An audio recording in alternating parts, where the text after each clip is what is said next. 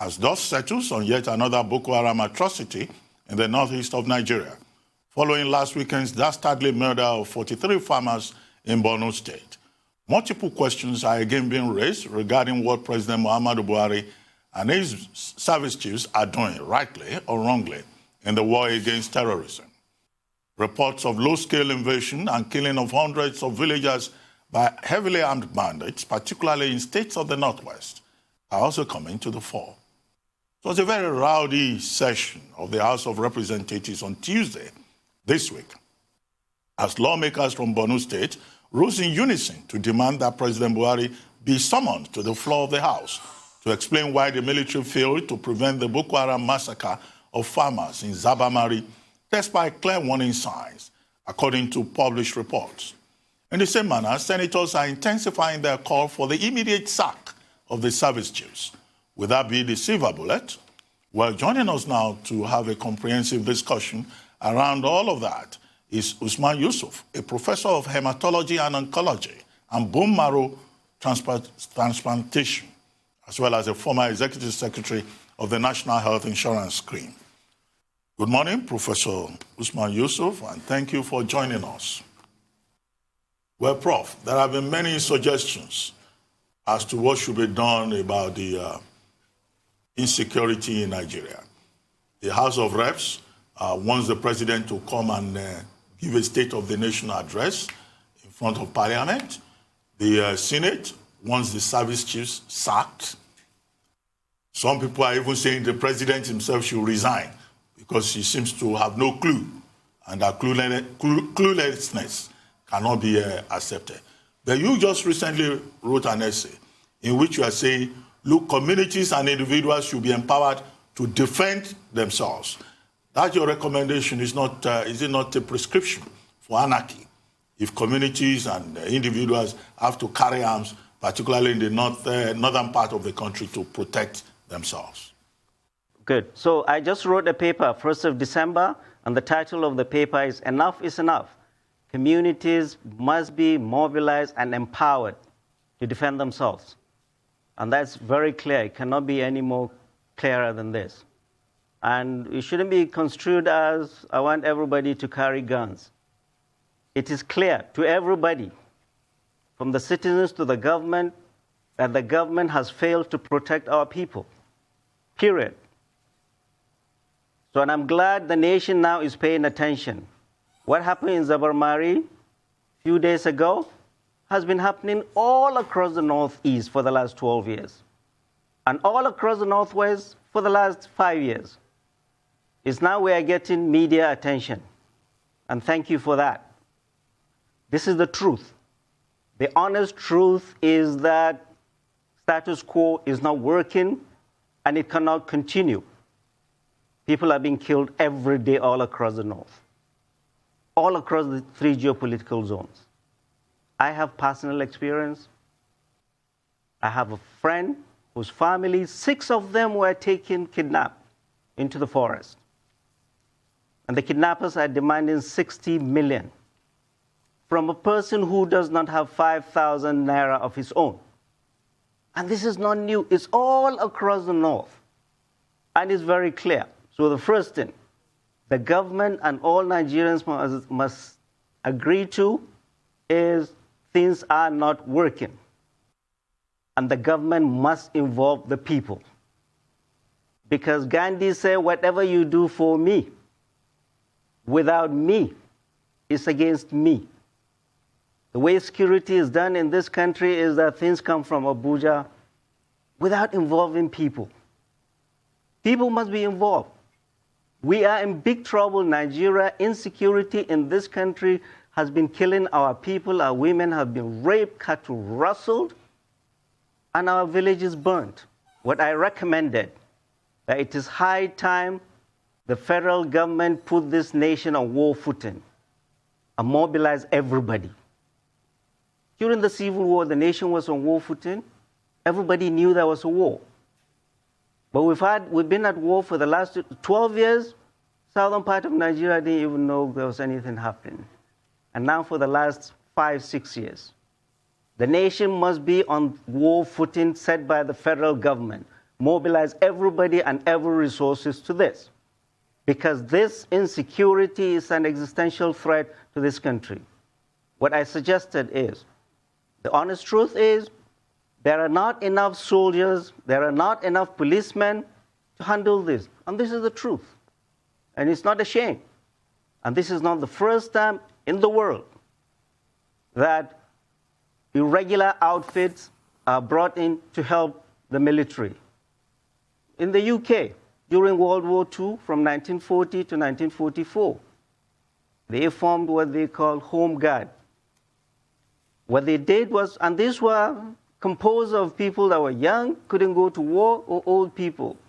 And their purpose was to protect the homeland against Nazi invasion. They trained them, armed them to protect their communities. And this is what I'm recommending. And this is what it has to do before we get to anarchy, people carrying their arms. Government can do it in a very controlled way. Communities and the military should train our youth, arm them, supervise them, and hold the homeland. And then arm and train and supervise forest guards. I said it. No nation can call itself secure if it does not have control of its airspace, its waterways, its highways, or its forests. We don't have control of our forests. We don't have control of our highways. We cannot be secure, and I will only be deluding ourselves if we think things will change if we continue as is. Our discussion will make everybody sit up and say, we have a problem. Security is not governments or the militaries alone. It's ours. It's our people that are being killed every day, our women that are being raped, our cattle that has been rustled. Kaduna to Abuja, a 200-kilometer highway, has become the highway to hell. People cannot drive there. These bandits just block this place and go on operation. This is not acceptable. I have friends in the United States who are from Somalia, keep calling me every day and say, Usman, we are worried about Nigeria. This is how Somalia started, and this is where we are. This is serious. This is not the circus you see in the Senate or the House, where they are screaming, President come, President go. No. This is serious business. I need to see those members of House of Reps, the ones we elected, visit our people in IDP camps, visit our people to see how they are. And our ministers that represent us in President Muhammad Buhari's cabinet, I need to see them in IDP camps and see the sufferings of our people. I have visited IDP camps. You go there, what you have is, I came out with heavy heart. And all across the north, our hearts are heavy with grief. And our eyes full of tears. Many of these villages cannot sleep in their villages. They're sleeping in the forest. The bandits are brazen now. They go. There's a village called Kanoma in Zamfara on a Friday. Congregation, Jumat prayers. They came in, rode into the village, went into the mosque, carted away 100 people, and selected 40 and took away the imam and killed 5 people. This can happen anywhere across the north. I want people in the south to imagine if it was a Sunday and bandits go into a church and kidnap 40 people and take away the pastor. The whole world will be, even President Trump will talk. Khan will be up in arms. But what I said is all this is allowed to happen because of our silence in the north. Our leaders, our clerics, and our traditional rulers, I say, must be the conscience of the people and speak up. For on that day, that is certain, they will be asked, where were they when their people were slaughtered? Their silence. And I'm very glad His Eminence, the Sultan of Sokoto, has started speaking up. He spoke in public that 76 of his people were killed in one day in Sokoto. Did it make headline? It didn't. So everybody, when we speak, it's not that we are against the government. This government, we brought this government in And it must do what we ask it to do. If it does not protect us, then it's no good to us. So we must speak up, and I call on every Nigerian to speak up. We must hold our government responsible, and that's what democracy is. Participation of citizens. Not this circus you see in the assembly, president come, president go. No. And the president must talk to us. You remember during the NSAS protests? People were screaming, president must address the nation, president must address the nation. Well, we've been having mountains of mortalities and deaths in the north. We've had little or next to nothing from our president. The president we elected. The president we put in the villa to protect us. He got in Katsina 1.2 million votes. What do we have to show in Katsina? A third of Katsina is under bandits. The capital city is filled up as an IDP. I go to IDP camps, they are praying for him. They are praying for him. You see the video clips of Zabarmari, everybody will be moved to tears. The president needs to be shown that, because that is his duty, that's his responsibility, his and his alone. And when people keep talking about service chiefs, I really do not spend my time doing that. They are representing somebody. They are serving at the pleasure of the president. If they are not doing their job, you and I don't have to tell them to go. The president is his responsibility too. If I'm a service chief after Zabarmari, I will resign. No one will with conscience will see what happened and not take it as a failure. How our leaders can go to sleep after all this. And these are the few that make headlines. All across the north, this is happening every day. Every day. Well, it's quite clear that our leaders can and do go to sleep. Now, it's also quite clear that you are deeply moved by the happenings and lapses and omissions in the north. If only we could get this level of empathy from the president and other leaders, I'm sure would, go a lot further than we are now. What is really missing here is what you have expressed, the emotion. It appears that there's no thought or feeling of value for the lives of these people. In your essay, you paint a vivid picture, counting the costs, literally and figuratively. How can we be expected to believe that the president is not aware of all of these things, and yet what we have is deafening silence?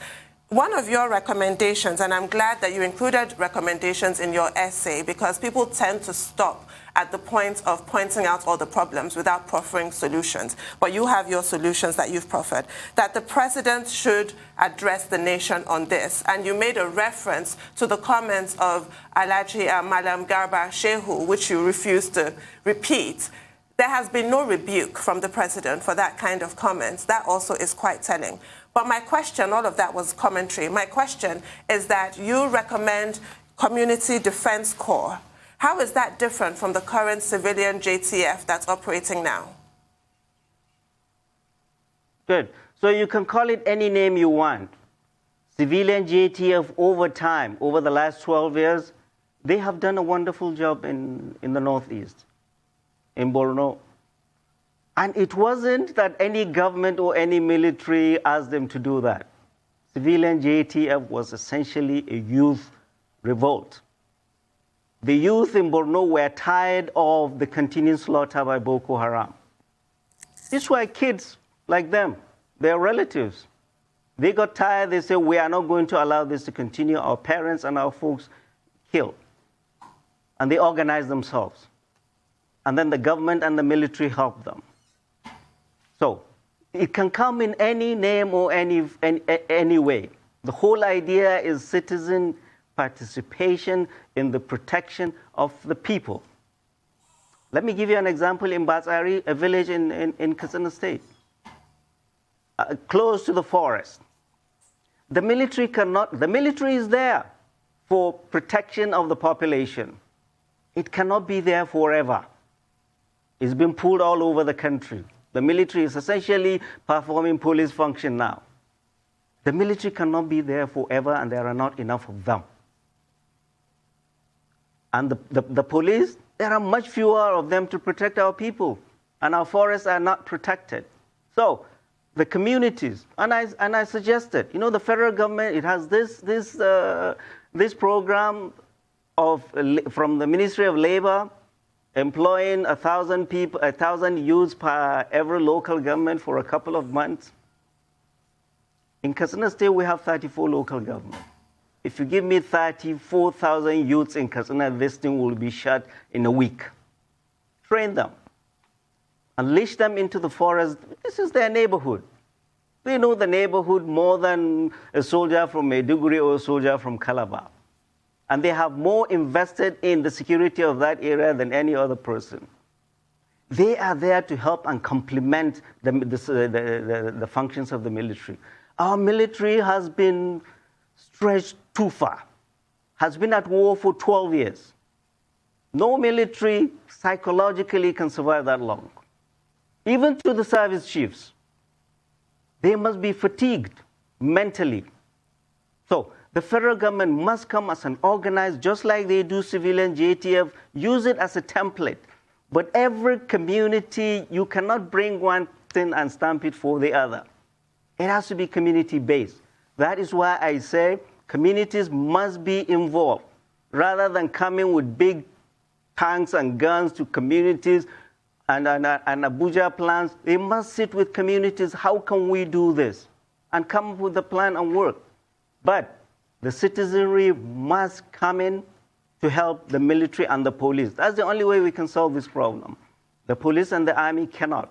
Not because they are not trained to, but they are overstretched. Okay. They're overstretched. So yes, it's not anarchy, it's organized, just like civilian JTF. Okay. And we must consider doing that. Okay, so I'll ask two questions. The first argument a lot of people will make is, don't we have guns in too many hands? You talked about the British Home Guard. We replicated such here during the Civil War.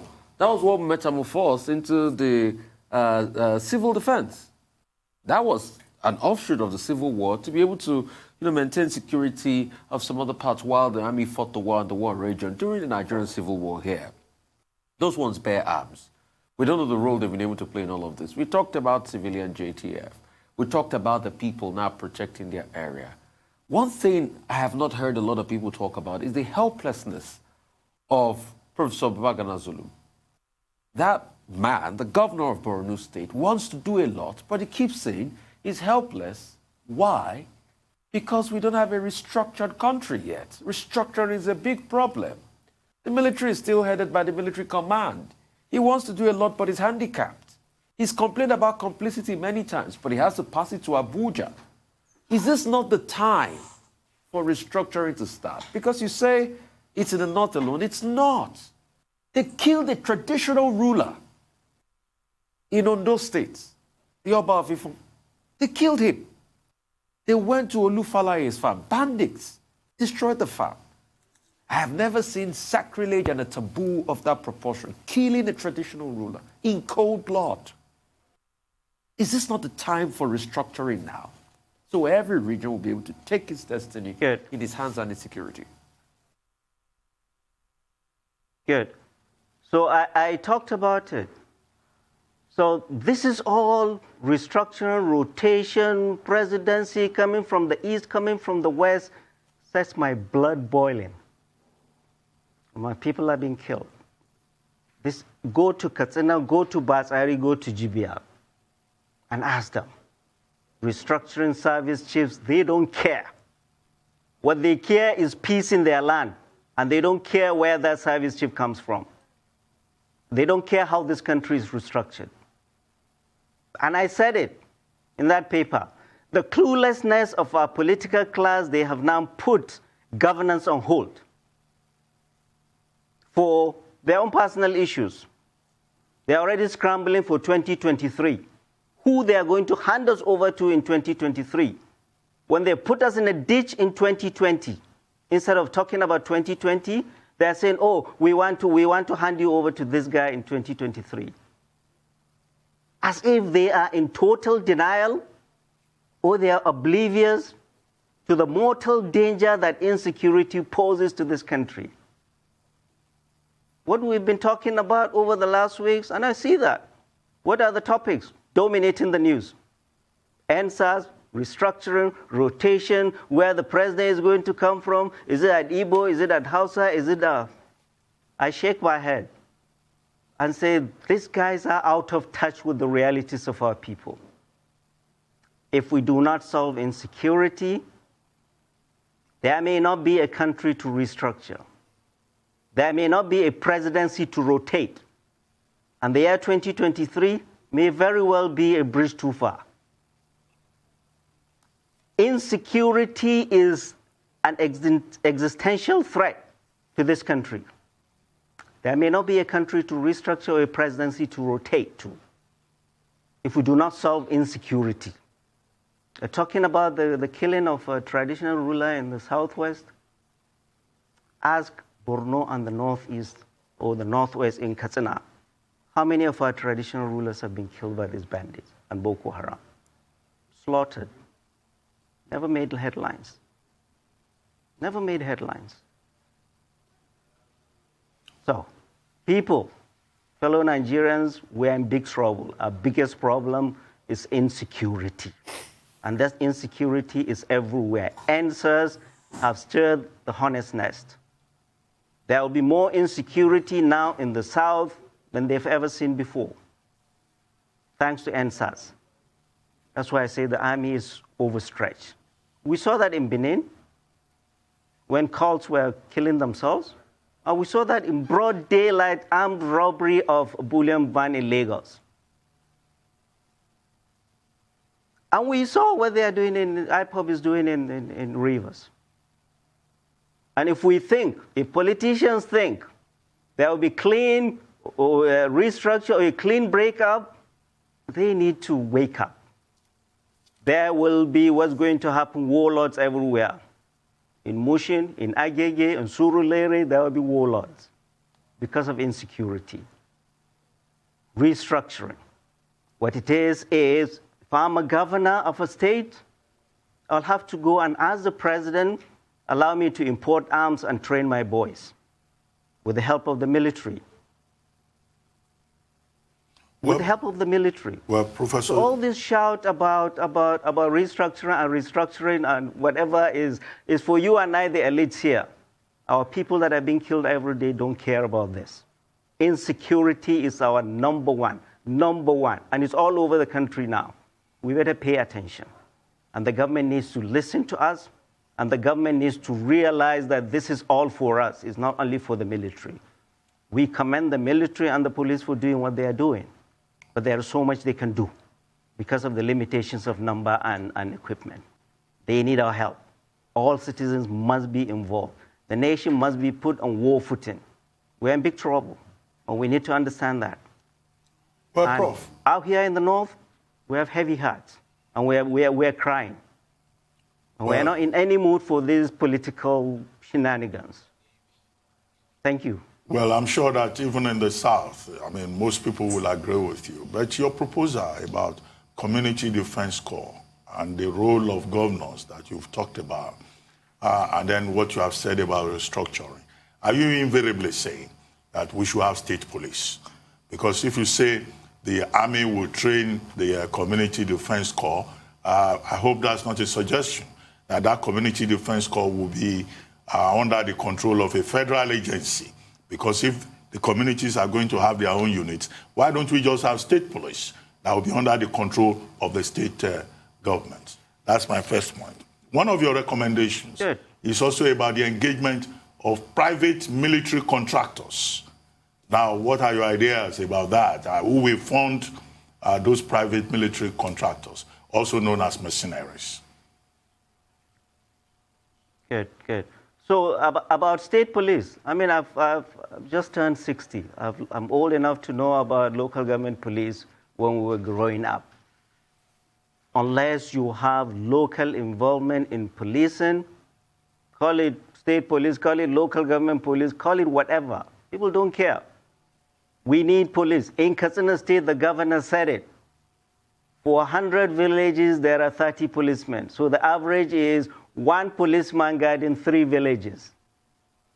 1 policeman guarding 3 villages. There just has to be a control, a uniformity, but we need to have police protecting our people. Many of these rural areas have never seen anything government. No electricity, no water, no schools, no dispensaries. And now we cannot even give them the peace to go to their farmlands. Bandits are taxing them for them to be able to go to the farm, or taxing their farm products. This is exactly what Al-Shabaab has been doing in Somalia, a failed state. A failed state. So we must be more responsible to our people. Call it state police, call it local government police, call it whatever. We need police to protect our people. Back to military contractors, we don't call them mercenaries anymore. Dr. Abati, you were in the last government, Goodluck Jonathan's government. In the twilight of their years, they engaged the services of military contractors with good results, too, at that time. So involvement of military contractors, we call them military contractors now, is not new. In the U.S., I was in the U.S. when during the Iraq War. American military, the mighty American military, did not have enough boots on the ground to police all of Iraq. They had to engage the services of Blackwater, which is they call military contractors. We need them. We must have them. We must engage them. What we need to do is set out clear guidelines for their rules of engagement. But they come with small footprints. They operate at night with their night vision goggles, go in there, decimate these bandits of Boko Haram and take away. We've seen how the Americans rescued their citizen. Navy SEALs came and picked up their citizen and killed the bandits and left. Small footprints, just few Navy SEALs. So their purpose for us is honestly training our military, because there's so much big footprint. We don't need jets throwing bombs onto what?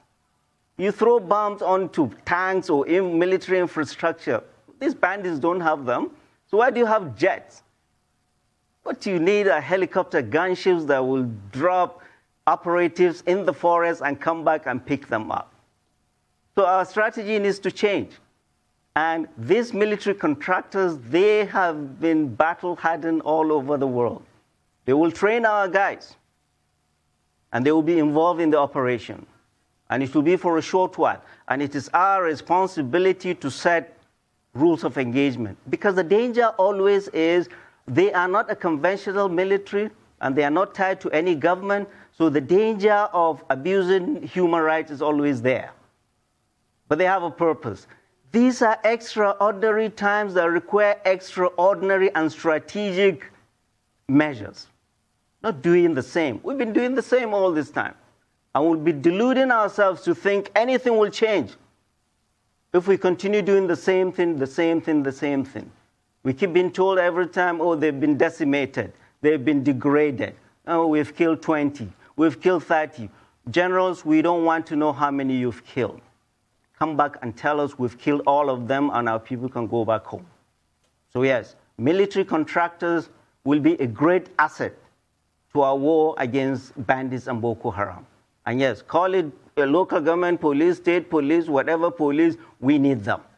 And we need to increase the number of the police force. Everybody knows that. The government knows that. And the government must listen to all of us. When we talk, don't lock us up. Don't say, oh, this guy doesn't like us. This is our country. When we speak for God and country. We love this country more than we love any government. And we'll speak up. And we'll continue to do that. And we'll urge our people to continue to speak up and hold our governments responsible. Because they are. We voted them in. The Northwest gave President Muhammadu Buhari more votes than all the other 5 geopolitical zones put together. He's never addressed us. He's turned his back against us. Our people are dying. So yes, we have every reason to be angry, and yes, we are. For those of us who can speak up, we are venting the anger of our people. But when our people vent their anger without control, this country will not know peace. It certainly So won't. our passion is real because we have seen it. Indeed. Go ahead. You mentioned the use of drone technology. I'd like you to expand on that because it is mind-boggling in 2020 that we're told that these bandits and terrorists attack and then vanish into the ether. Doesn't make any sense. It doesn't. Drones are cheaper than all these big jets and the bombs we throw on the farm fields blindly. How did Americans track their citizen after being kidnapped from Niger into Nigeria? Drone technology. What it helps you is to track people and then neutralize them with little foot on the ground. During NSAS, they had drones. Even kids now have drones. Drones technology are cheaper, and they are in the defense architecture of every nation. And they are cheaper. These bandits take people into the forest. They don't have big houses. They're herds. Into the forest. And yet, we allow them to use a cell phone using a registered SIM card, which is a security risk. The National Security Advisor the last time said they were going to stop unregistered SIM cards. We still have them. We hear bandits calling for ransom using unregistered SIM cards. The Ministry of Communication must block all these unregistered SIM cards today.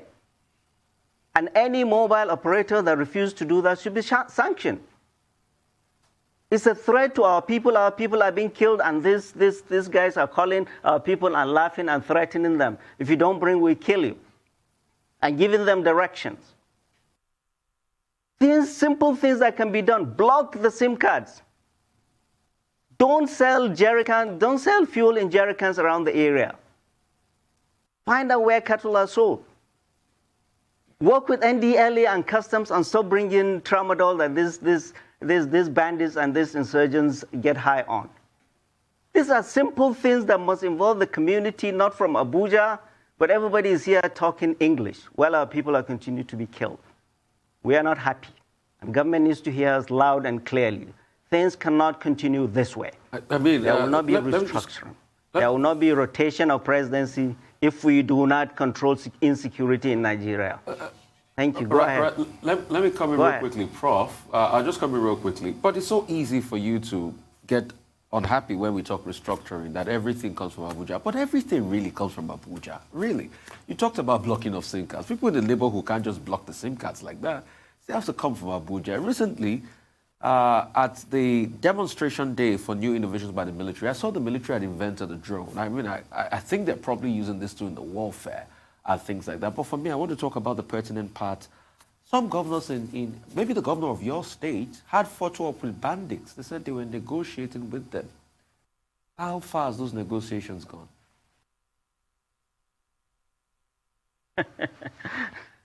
Rufai, I'm not in any government, so don't ask me. Go and ask them. And I've said it in my previous papers. This continuing negotiation with bandits is a sign. No. These negotiations are nothing but the governors are important from these guys. And many of these bandits have direct lines to the governors, calling them. I know Nasir El-Rufai refused to negotiate with them. But there has to be a unified thing. If a governor in the neighboring state A is negotiating with them and I'm not negotiating with them, they buy them cattle, they buy them this, it is all sign of failure of governance. From the center to the states. Before we go, we are negotiating with bandits and giving them the money of the people they are killing. Come on, people. Well, we are also rehabilitating them and reintegrating them. Well, Prof, your first recommendation is that your first recommendation in your paper is that President Buhari should take charge. I mean, how else should he take charge? I mean, he delegates authority. He has service chiefs. Immediately after the killings in Zabamari, he sent a delegation to empathize with the people. Why do you think that he's not in charge? If he's not in charge, then who is in charge? I don't know. I'm not in the villa. And I don't question anybody. I don't question any general, any minister, any senator, because I did not vote for any one of them as my president. I voted for President Muhammad Buhari, just like millions of us that voted for President Muhammad Buhari, and we hold him responsible. And we put blame on him on everything in this government, because it's his government. Everybody from the service chiefs to his ministers to all his appointees, they serve at his pleasure. They do bad, we blame him. That's what democracy is. He has that power. So it is him, we put all the blame too. And it is his responsibility. And I've said it loud and clearly, that a time will come when all of them that have a responsibility to protect our people will be asked to account for all the bloodshed, all the lives lost, all the women raped, all those that are in IDP camps, all people that are bereaved, and all those that go to bed hungry on account of their actions or inactions during their stewardship. That is God's promise, not mine. So when we ask them tough questions, when we ask them to be responsible leaders, we are helping them to help us and to help themselves. So I'm not going to blame any service chief, any minister. No, I voted for President Muhammad Buhari as my president. And I hold him personally responsible for all the carnage going on in my state and all the other parts of this country. And every citizen should. That is what democracy is. Leaders do not outsource leadership to anybody else. You can't say, oh, it's the Minister of Education that's responsible for this. Oh, no. Keep an eye. Insecurity is our problem, and it is the president that we will hold responsible. And God Almighty will hold responsible. And every citizen should. We're not making excuses for him by blaming, oh, is the service chief, is that. I don't talk about service chiefs. They serve at his pleasure. If they are not doing well, tells them, General, thank you for your service to the nation. It's time I make changes. 6 years is too long. They must be exhausted. They don't sleep. I know that. They don't sleep. It's not easy. So yes, I'm not talking blaming or anybody. Is the president of the Federal Republic of Nigeria, President Muhammadu Buhari, that we citizens will hold responsible and God Almighty will hold responsible. End of story. I'm not going to talk about his media advisor that talked. I'm not going to dignify that. I'm not.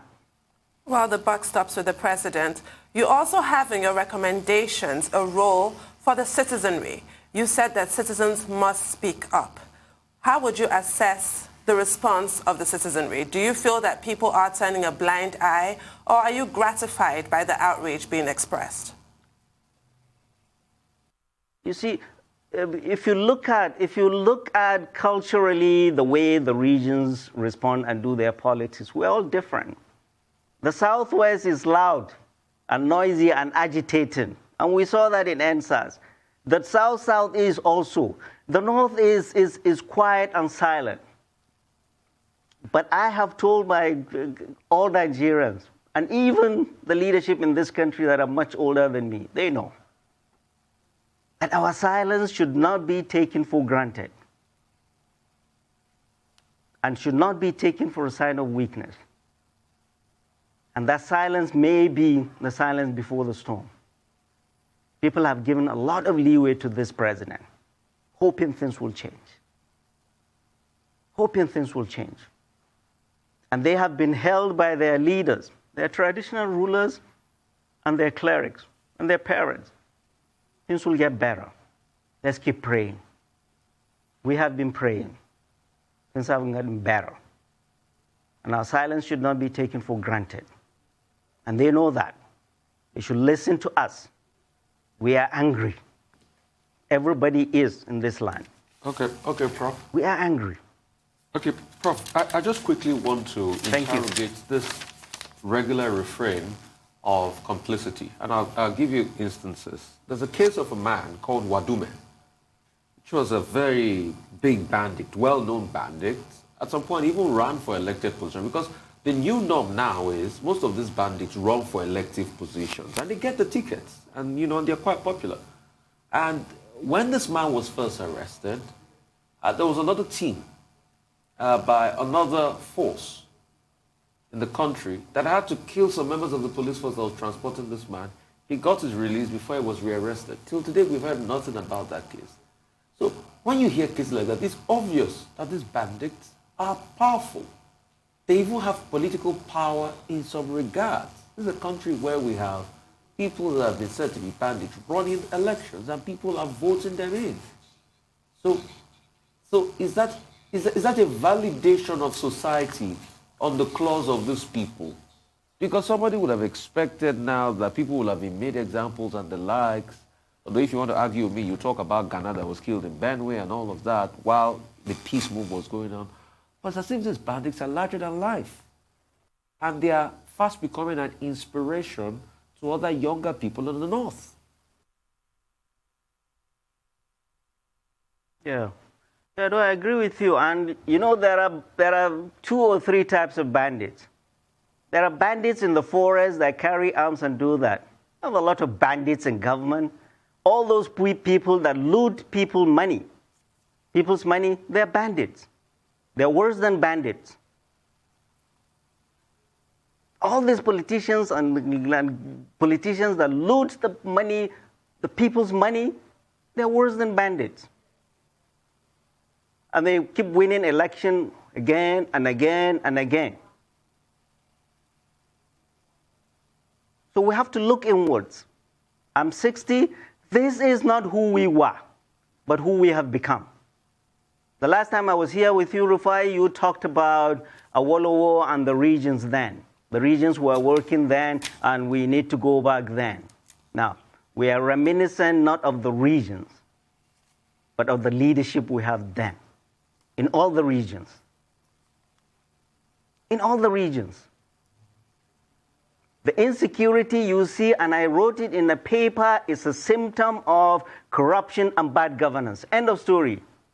They're all tied together. It is politicians that imported tramadol to these kids to make them their political thugs. They gave them arms all across the country. Politicians give thugs arms, and when they are done with them, they dump them. These kids have the guns. They become bandits and thugs and cultists and armed robbers. So yes, there are bandits stealing our money, and there are bandits getting our money ransom. So our society needs to look inwards. We as parents need to do better, bringing up our children. Government has a responsibility. The media, you, Rufai, Abati, and Sabiola, you all have a responsibility. We all do. This is our country. We love this country more than life itself. Certainly. Look at what it has become. Most All certainly. this crop of politicians will leave us. Leave us to this?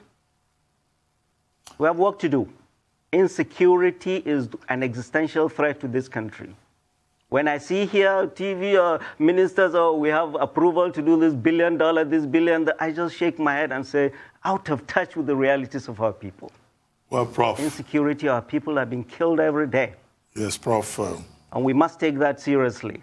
Well, Prof, you're absolutely correct, but you also said something controversial recently, a few minutes ago, when you said Southwest leaders are making noise, and leaders in the Northeast are quiet, and, you are watching the situation. I'm not too sure that Yoruba leaders would like your idea of dismissing them as noisemakers. No, Ruben, you don't understand. Okay. The politics in the Southwest, that is loud and agitating.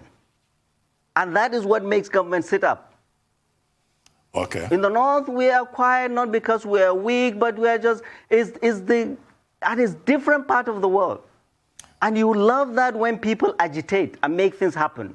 Okay. That's what it should be, okay. Especially when things are going wrong. Okay. That was why I said silence in the face of evil is itself evil.